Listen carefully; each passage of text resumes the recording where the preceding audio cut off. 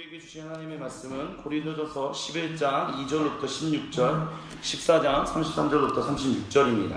고린도전서 11장은 일단 제가 가진 성경, 신약성경 276쪽에 있는데요. 시간 관계상 제가 봉독해 드리도록 하겠습니다. 먼저 고린도전서 11장 2절부터 16절입니다.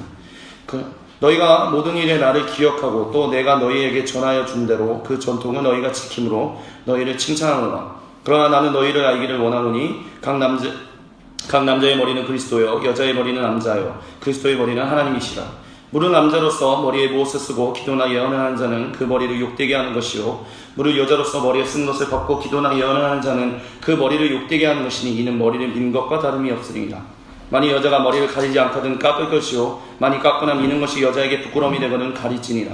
남자는 하나님의 영광과 형상과 영광이니 그 머리를 마땅히 가리지 않거니와 여자는 남자의 영광이니라.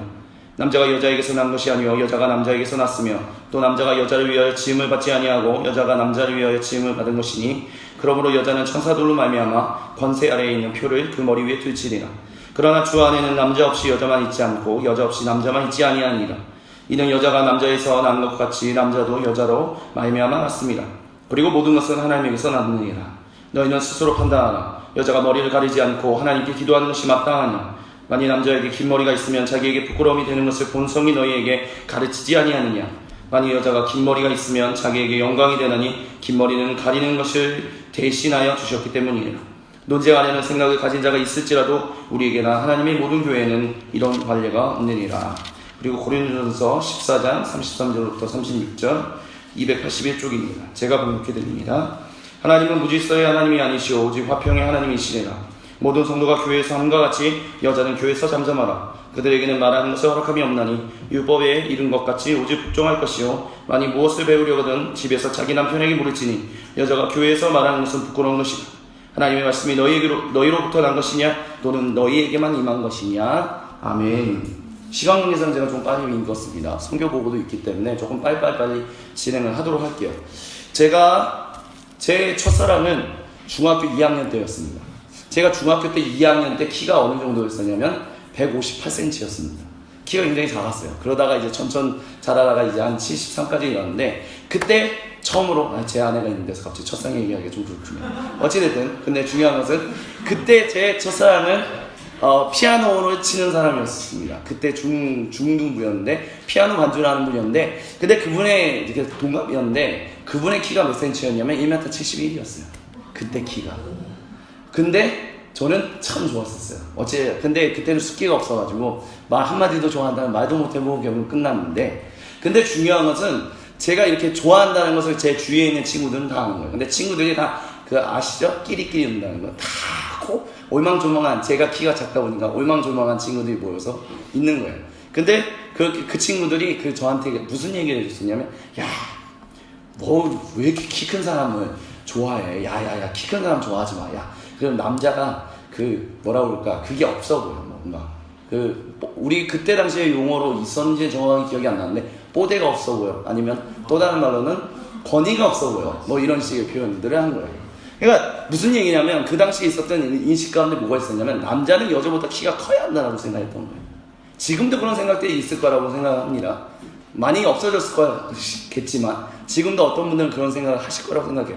여자는 그래도 남자는 여자보다 좀 더 키가 커야 돼 이렇게 생각하는 사람들이 좀 많지 않을까 생각하는데 그렇게 인식하게 되는 이유 중에 하나는 무엇이냐면 남자가 여자보다 키가 작으면 권위가 안 산다라는 생각들이 들기 때문입니다. 그러니까 남자는 뭔가 여자가 남자를 우러러보기 위해서는 여자가 남자를 뭔가 더 좋아해서 우리 남자친구 참 멋있어 뭐 이런 얘기 들으려면 뭔가 외모적인 거에서도 멋뜨게 한다라는 인식들이 있었다는 거죠. 근데 그와 같은 인식들이 교회 안에도 있었는데 과연 그런 것이냐. 오늘 특별히 우리가 설교 제목 가운데 남자와 여자에게 있어서 권위자는 이라는 제목에서 권위라는 것이 과연 무엇인가라는 것을 좀 다시 한번 생각해 보려고 합니다.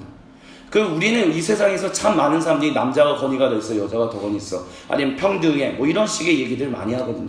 그렇기 때문에 그리스도인들 가운데서도 남자가 여자보다 권위가 더 있어 뭐 이런 식의 여자는 좀 남자보다 권위가 좀 떨어지는 존재야 이런 식의 생각들은 잘못된 생각이야. 그런 것들은 옛날 어떤 봉건주의, 남성 우월주의에서 사회에서 만들어진 것이기 때문에 그런 생각은 없애야 돼라고 생각하는 사람들이 많아요.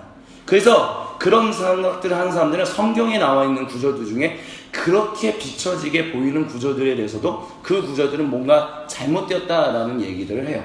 그게 오늘 우리가 읽었던 고린도전서 11장과 14장입니다.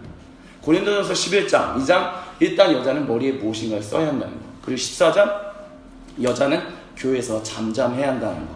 너무나도 분명하게 등장하니까 사도 바울은 너무 남성 우월주의적인 사람이었던 거 아니야? 너무 남자와 여자를 평등하게 만드는 것에 대해서 인식이 없었던 거 아니야? 그러니까 이런 성경 구절들은 이제 우리가 남자와 여자가 평등한 사회 가운데서는 다시 해석해야 돼 라고 이 구절도 다시 생각하려는 사람들이 있어요. 그래서 이 사도 바울의 이 이야기를 부정적으로 얘기하려는 사람들이 있습니다. 근데 사도 바울이 정말 부정적이었느냐? 우리가 지난주에 말씀을 나눴던 것처럼 남자와 여자에게 있어서, 특별히 여자에게 있어서 돕는 배필이라는 것은 남성 우월이고 여자가 돕는 어떤 하등한 존재로서가 아니라 남자와 여자가 한 몸 이루는 것, 그것은 그럼을 위하여 하나님께서 원하시는 온전한 선한 일들을 이루는 것이고, 그렇기 때문에 남자와 여자를, 사도 바울의 인식 가운데는 남자와 여자가 어떤 계층적인 구조로 있는 것이 아니라 서로가 서로를 돕는 존재로서 있는 것이다 라는 것을 말씀을 드렸었습니다. 그렇기 때문에 그와 같은 인식을 가지고 있는 사람이 그러면 왜 고린도전서 11장과 14장에는 마치 남자가 우월한 것 같이 보이는 이야기를 했는가라는 부분을 우리가 조금 고민해 봐야 한다는 것입니다. 왜냐하면 분명하게 써있기 때문에. 그렇다면 고린도전서 11장 이야기를 한번 좀 보도록 하겠습니다. 고린도전서 11장 2절부터 16절의 가장 핵심은 그거예요. 여자는 머리를 써라. 무엇인가 쓰라는 거죠. 그래서 가톨릭 교회는 지금도 아직도 머리에 무엇인가를 이렇게 천이라는 것을 씁니다. 그것을 veil, V-E-I-L. 그래서 베일을 쓴다라는 것에서 베일이 벗겨진다 뭐 이런 건데, 그게 어디서부터 왔냐면 이 용어로부터 왔다라고 보시면 될 거예요. 그러면 왜 머리에다 무엇을 쓰라고 했냐? 여기서 우리가 첫 번째 고민해야 할 것은 이것입니다. 모든 여자애들에게 대해서 그것을 쓰라고 했느냐라고 했을 때 고린도전서 11장의 이야기를 천천히 읽어보면 모든 여자들이 그렇게 다 써야 한다는 식으로 얘기하고 있지는 않다라는 것을 우리는 볼 수 있습니다. 왜냐하면 무릇 4절 5절에 무릇 여자로서 머리에 쓴 것을 벗고 기도나 예언을 하는 자는 이라고 하고 있다라는 것이죠. 그러니까 머리에다 무엇을 쓴다라는 것은 무엇이냐면, 뭐 어디든지 너가 기독교인으로서 여자 기독교인이라면, 여성이라면 항상 어디를 다니든 무슨 모임이 있든 어떤 집회를 하든 아니면 성도의 교제를 하든 어떤 순간에든 머리에 무엇인가를 쓰라라고 얘기한 것이 아니라, 당신이 만약에 여성 중에서 기도나 예언을 하는 사람이라면 머리에 무엇인가를 써야 한다라는 얘기를 하고 있다는 거예요. 그렇기 때문에 이것에서 우리가 미루어 짐작할 수 있는 것은 무엇이냐면, 여성을 가리켜서 모든 여성들이 써야 한다는 식의 얘기를 하고 있다는 것이 아니라 어떤 특수한 상황 가운데 있는 사람들에게 얘기를 하고 있다는 것을 우리가 좀 기억할 수 있었으면 좋겠습니다. 그럼 기도나 예언을 하는 자들은 왜 머리에다 쓰라고 하느냐? 그것이 하나님의 형상과 영광을 드러내지 못하기 때문이다 라는 식의 이야기를 하고 있어요.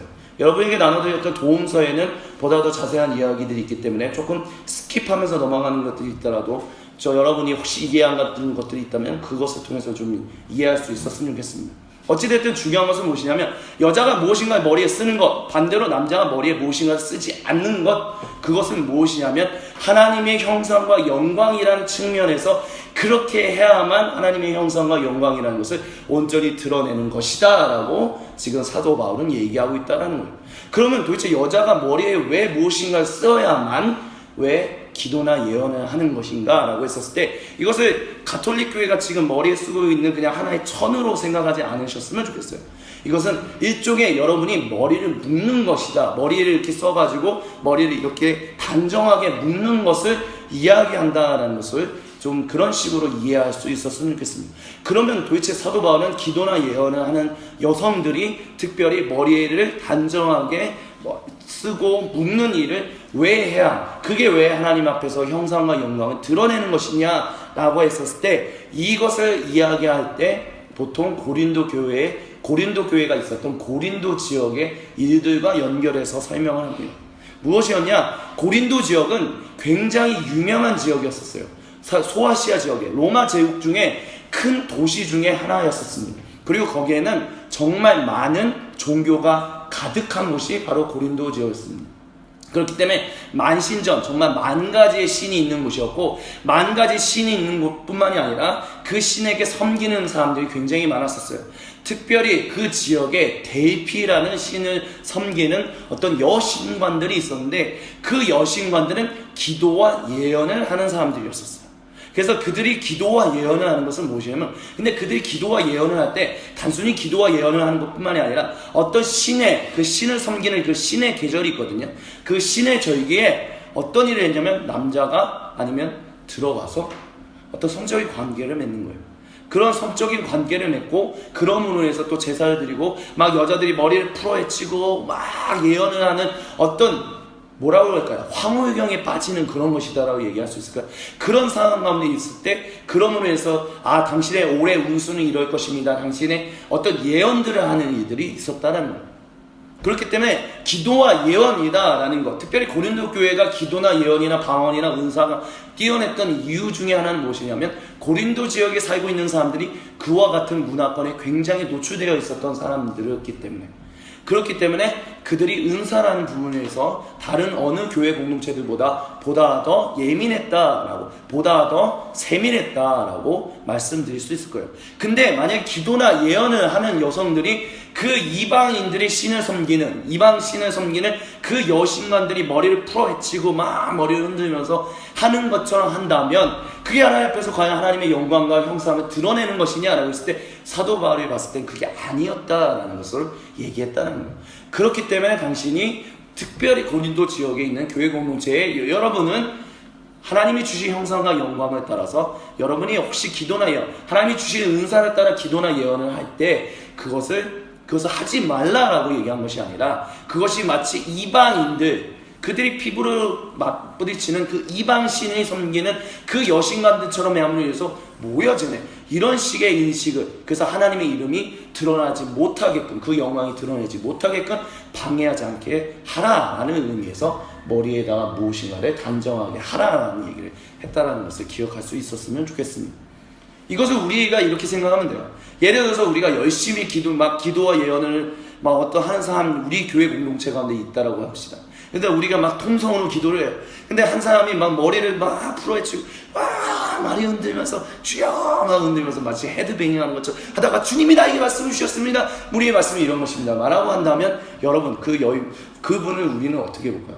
이상하다고 보지 않을까요? 막 머리를 풀어쳐가지고 막 아멘 하든가 이런 식으로 한다, 그런 식으로 생각할 수 있다는 거죠. 어떤 문화적인 측면에서, 그런 차원에서 하나님의 형상과 영광을 드러내는 의미로서 머리를 단정하게 하라라는 의미로서 이 얘기를 하고 있는 것이지, 남자와 여자의 어떤, 남자가 여자보다 더 권위가 있기 때문에 이런 얘기를 하는 것이 아니다 라는 것을 인식할 수 있었으면 좋겠습니다. 그러면 고린도전서 14장 33절부터 36절이 하는 이야기 무엇이냐? 여자가 교회에서 잠잠하라 라는 이야기.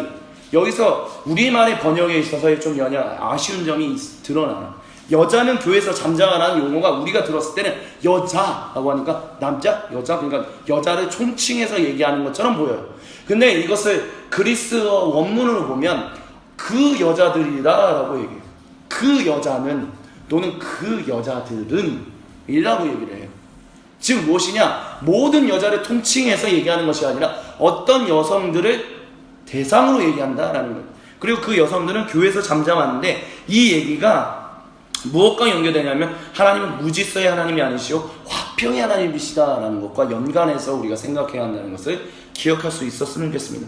자, 여자가 왜 교회에서 잠잠해야 하느냐? 그건 왜냐하면 그들에게 말하는 것을 허락함이 없으니 복종하고 무엇을 배우려거든 집에서 자기 남편에게 물어라 라는 식으로 지금 얘기를 하고 있어요. 지금 무엇이냐? 이것을 통해서 우리가 미루어 짐작할 수 있는 것은 무엇이냐면, 어떤 여성들이 교회에서 무엇인가가 예를 들어서 말씀을 설교를 하고 선포가 됐는데, 어떤 여성들이 막 갑자기 질문이 생기는 거예요. 그래서 갑자기 손을 들고 저 그런데 질문 있어요 라는 식으로 얘기를 하는 사람들이 있었다라고 볼 수 있다는 거죠. 근데 중요한 것은 그 질문이, 예를 들어서 그런 사람들이 있었는데 그 질문을 하는 것이 잘못되었거나 잘 됐거나 이런 차원이 아니라, 그 여성들이 그렇게 질문하는 것으로 인해서 교회가 어떤 느낌이 일어났냐면 무질서해지는 일이 있었다라는 게 핵심이에요.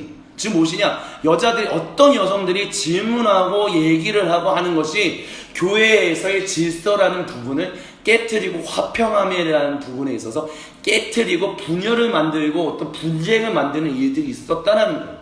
그렇기 때문에 그런 여성들, 당신이 질문한 것이 나쁜 것이 아니라 당신의 질문함으로 인해서 교회가 화평함이 깨지고 교회의 질서가 무질서해지고 이런 일들, 하나님이 행하신 그 일들을 분열하게 되는 일들이 일어나기 때문에 그 일을 막기 위해서 그러지 말라라고 얘기하고 있다는 것을 우리가 기억할 수 있었으면 좋겠습니다.